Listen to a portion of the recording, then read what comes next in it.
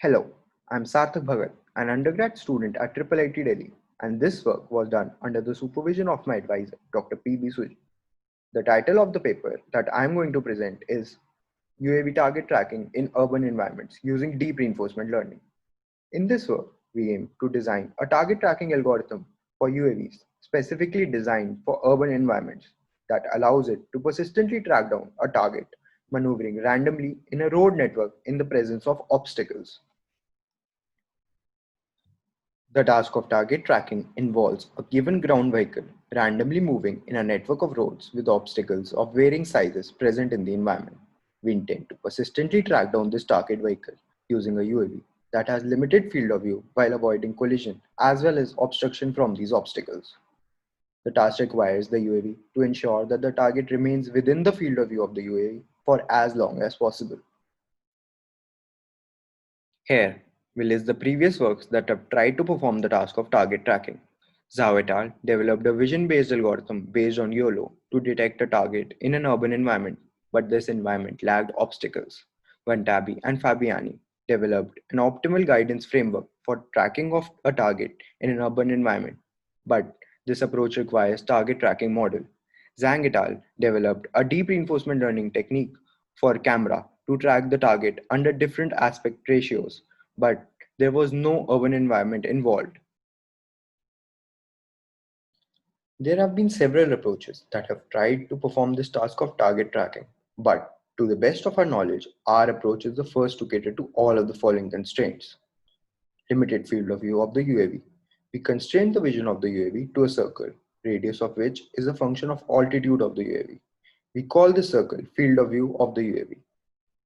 Visibility obstruction from obstacles. So, in our approach, we not only try to avoid collision with the obstacles, but they could also possibly obstruct the visibility of our UAV. Uncertain target motion. We assume that we have zero prior knowledge about the motion model of the target vehicle. The task of target tracking offers a challenging engagement in which the agent is required to evaluate the goodness of each action based on the current position of target and its own with respect to the obstacles in the environment. Reinforcement learning has proven to be a resourceful tool in catering to such tasks. One popular reinforcement learning approach that enables the agent to learn optimal action to be taken at each state of the environment is Q learning. As the name suggests, the aim of this approach is to learn Q function for the agent, that is, a function that returns cumulative reward or the return at a given state S performing an action A and following a policy pi. Using dynamic programming based approach and Bellman's optimality principle, we can simplify the first equation to get the second equation. Therefore, updating the Q function as each state action pair is explored, we can get a function that closely approximates the return of each such pair. For this, a popular approach is to use a function approximation property of neural networks to estimate the optimal Q function represented by Q here. Therefore, the estimated return at each state action pair is given by the following equation. This approach is referred to as deep Q learning. Now, for this particular task, we utilize a DQN rather than a commonly utilized policy gradient method for the following reason. Simplicity of DQNs as UAV control is discretized. A typical DQN requires less training data as compared to its counterparts.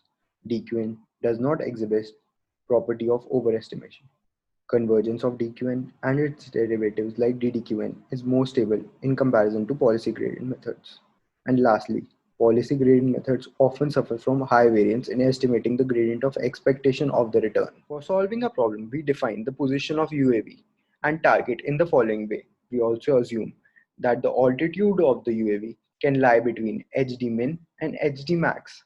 We also assume that there are n cylindrical obstacles with radius, height, and center given by the following variables. In order to design our custom reward function for the task of target tracking, we begin by defining the following three variables.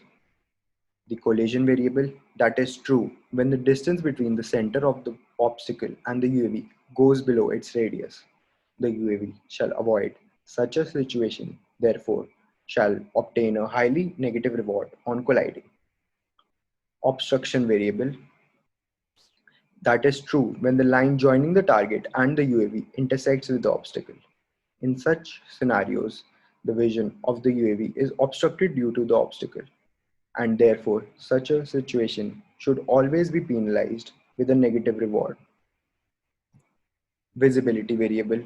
That is true when the target lies in the circular field of view of the UAV. We intend to promote this, therefore, this scenario should be rewarded with a positive reward based on how closely the UAV is able to track the target. Now, with these three variables defined for each configuration of the UAV, target, and all the obstacles, our aim is threefold. 1. Maximize reward for visibility. 2. Minimize reward for obstruction and collision. 3. Penalize not being able to track down the target for a long duration of time heavily.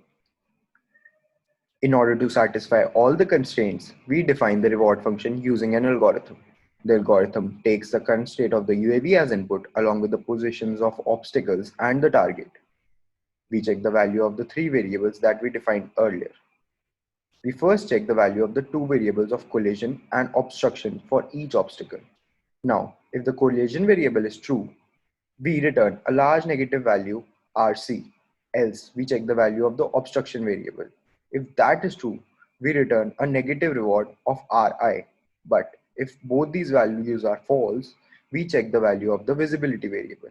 If that comes out to be true, we return a positive value of Rv, that is a function of the height of the UAV, as well as the distance from the target. If not, we return a negative value, that is an exponential function of the time steps for which the UAV does not track the target.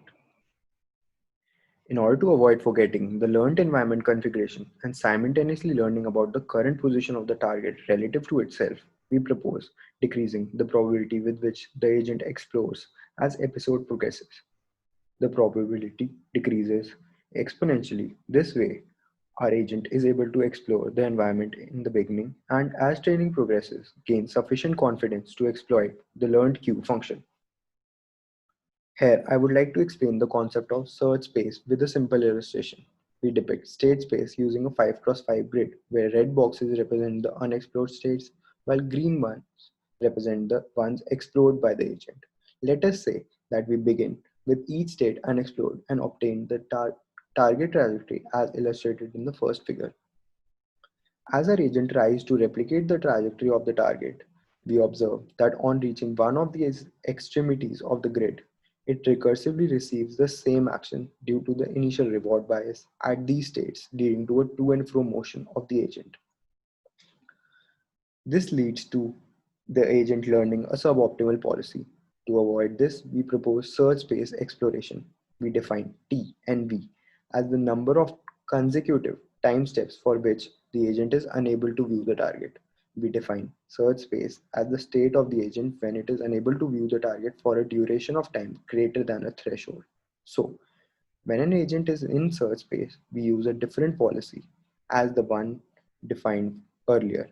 This policy is predominantly exploratory in nature. This way, we ensure that the agent doesn't get stuck in this space rather by exploring more and trying to explore all the regions.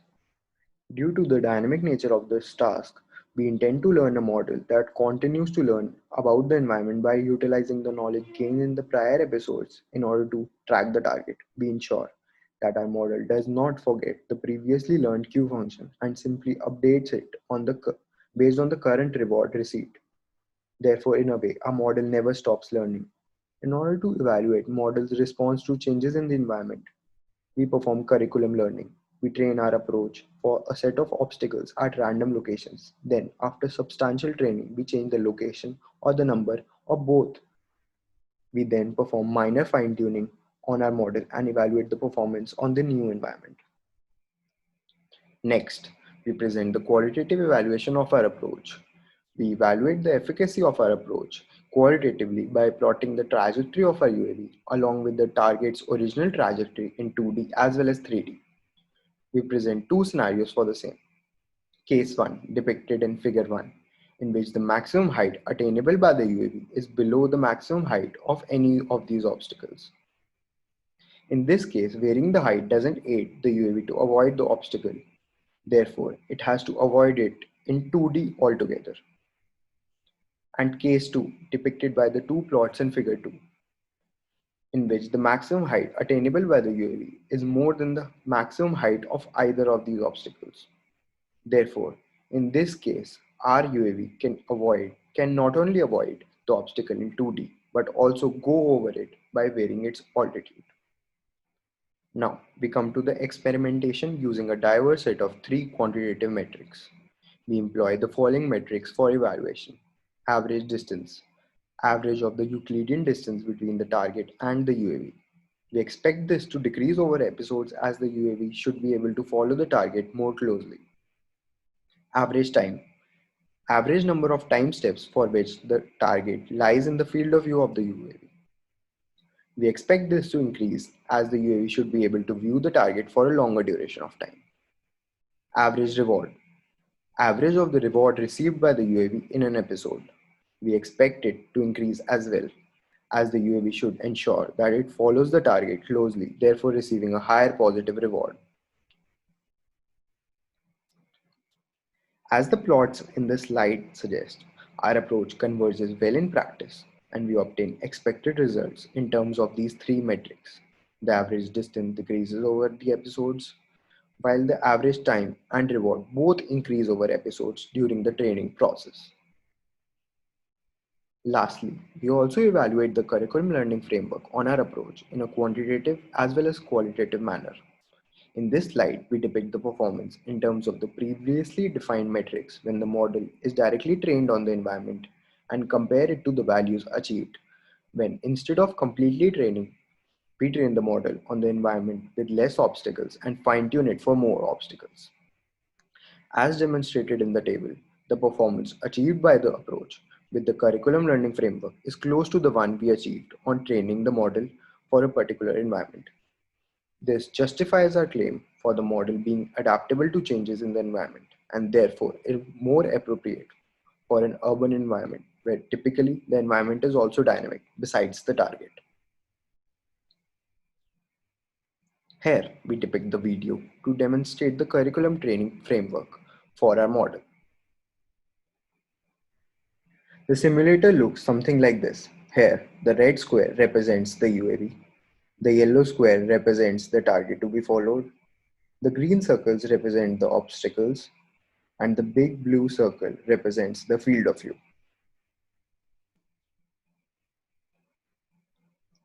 We first show the results of our model trained on three obstacles.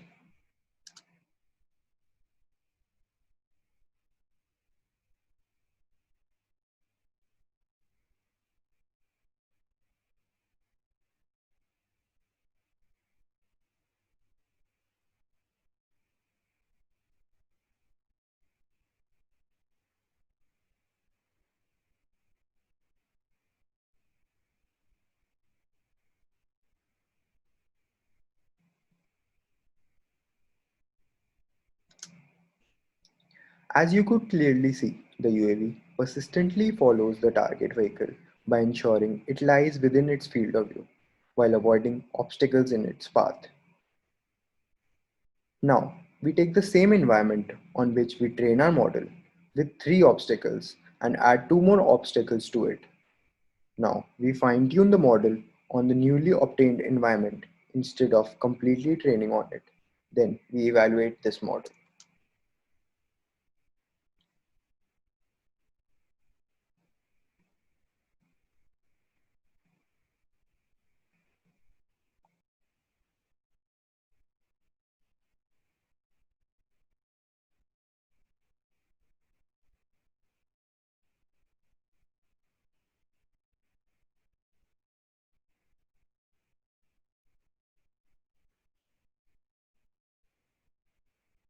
So, in spite of not training completely on the new environment, our approach adapts to changes and tracks the target while avoiding obstacles.